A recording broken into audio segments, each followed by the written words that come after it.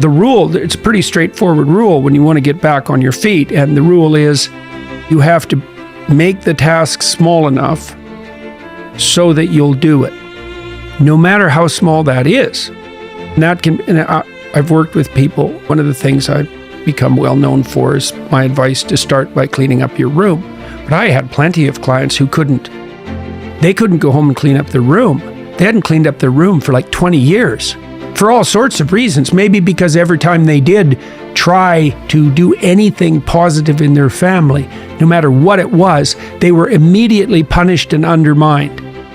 And so if they even went home and dared to start cleaning up the room, they'd face resistance within the family that was just a manifestation of the 50,000 times they'd been discouraged in the past, but also a move that would upset the insanity that characterized the pattern of familial interactions. And so actually, if they even made a move to clean up their room, what they were doing simultaneously was confronting the dragon in the family that had made every single person in that household insane for like 5 generations, right? So it looks simple. It's not bloody simple. And so in a situation like that, you cut it down so that maybe the first thing they do is clean up. Maybe they look inside one drawer and see the mess that's there and just look at it for a minute and think about how they might reorganize it if they were going to.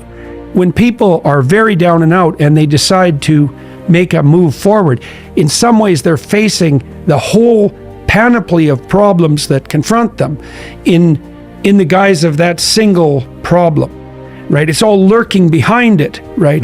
They see the tip of a reptile's tail outside a gigantic closet, let's say, and they look and they think, well, that's just the tip of a tail. What harm can it do me? But it's connected to the whole damn beast.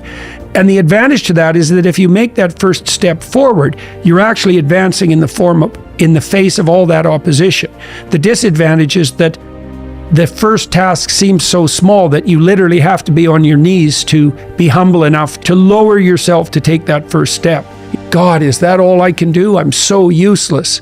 You might even be more useless than that because you might fail at it. I had lots of clients who would come back and make a deal that they would do something simple. I remember one client, this is such a comical story in a terrible, dark way. He was an overgrown infant and he was 30. He was still living at home in his messy high school room under the thumb of his mother, conveniently for him, because then he never had to do anything. And he had managed to entice some girl into sleeping with him and she got pregnant. Now he's going to have a son. And he had enough sense to come to me and say, I'm kind of a wastrel and I've mucked up my life, but maybe I'd like not to destroy this kid. Is there something I could do to put myself together? No, we talked that through. We negotiated, which is what you do with a client if you're sensible. You lay out the problem first. What the hell's wrong with you, do you think? You have to listen and listen and listen while the person unfolds everything that might be wrong. They put all their cards on the table and then you sort through them and you think, well, some of that, even they'll figure this out themselves. Some of that's not really the central issue. And so you imagine they lay all the cards on the table and then you kind of get rid of 90% of them. It's a symptom.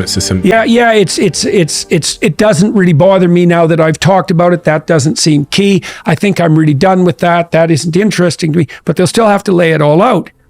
And then you focus on the problem. And then the next thing you think is ask them is something, this is great general problem solving strategy, is, okay, if this could be better as far as you're concerned, what would better look like? And then they have to lay their cards on the table about that, do the same thing. And now you have the diagnosis, that's the problem statement. And now you have a hypothetical, let's say, and now you need a strategy, right? And that would be the steps in between the problem and the final destination. And then you break down the steps until you find a step that the person will take. And you have to do that experimentally. The first step for him was to vacuum the carpet in his room. And so this is literally what he did. He brought the vacuum. It was a stand-up vacuum. He brought that into his room, but he only got it to the threshold. And then he left it 45 degrees across the door, leaning, and he walked over it for a whole week. And so then he had to come back and tell me. He was embarrassed. He said, I got the vacuum cleaner just to the doorway and I left it there. And then instead of bringing it into my bedroom, I put an obstacle in my own path and stepped over it for a whole week. It's a very humiliating thing because he knew that his life was on the line. And he knew that his son's life was on the line. And he knew that he was one useless bastard for not being able to bring that vacuum cleaner into the room. But the proper interpretation of that, in part, is, well, you got the bloody thing out of the closet, didn't you? So what we did was renegotiate. This is called collaborative empiricism. It's a behavioral approach for clinicians. And the collaboration is, well, as I said, what's the problem? Diagnosis.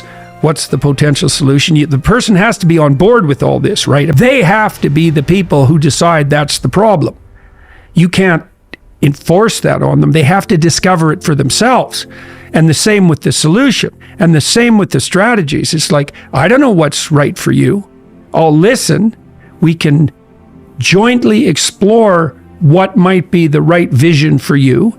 And then we can break that down into a strategy, but you have to be on board with the strategy. You have to feel that this is right for you. It's absolutely 100% crucial that it's voluntary. And then we'll say, okay, well, maybe this is a solution.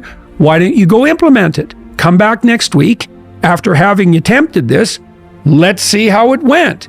Sometimes people come back and say, well, that went great and it started me and I did 3 other things and you know what, we seem to be on the right track. And sometimes they come back and say, nope, that didn't work at all with the vacuum cleaner.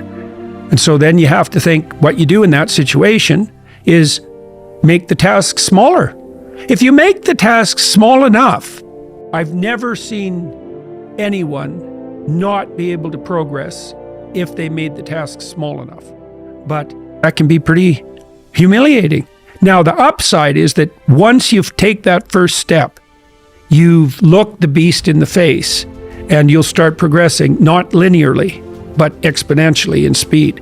What's cool is that it doesn't really matter how small that first step is because it'll start doubling, and anything that doubles grows unbelievably quickly. And that's a very useful thing to know too. And that's true when you're learning anything new. It's like you'll feel like an imposter, you'll feel like a fool because you are, and you'll think, I'll never get there, and it might be, the destination might look very distant, but if you take a sufficiently small first step and get the ball rolling, you can be cruising along at a pretty good rate, generally faster than you'll think.